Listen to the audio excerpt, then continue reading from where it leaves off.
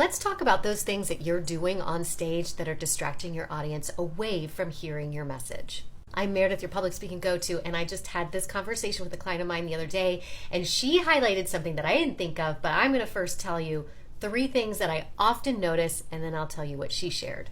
To start, if you're at a conference, you're giving a keynote, and the session before yours was a panel discussion, and the furniture was left on stage, this is going to detract from your message because people, not all people, but some of them, will be wondering, why aren't they using the furniture on stage? Why aren't they using that podium on stage? Too much stuff, too much clutter, not enough focus on you and your message. So what can you do about this?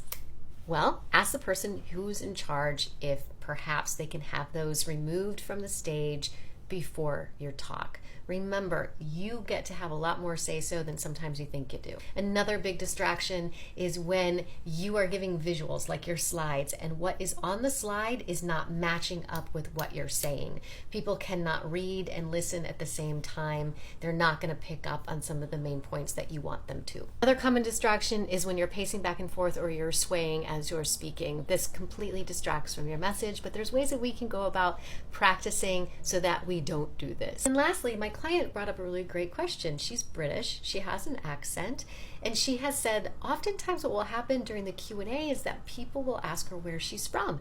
Essentially, they've been sitting there throughout the entire presentation trying to figure out her accent. And so she has started to build in at the beginning of her presentation that she is from Britain. And that way people can then stop worrying about where her accent is from and just listen to what she has to say.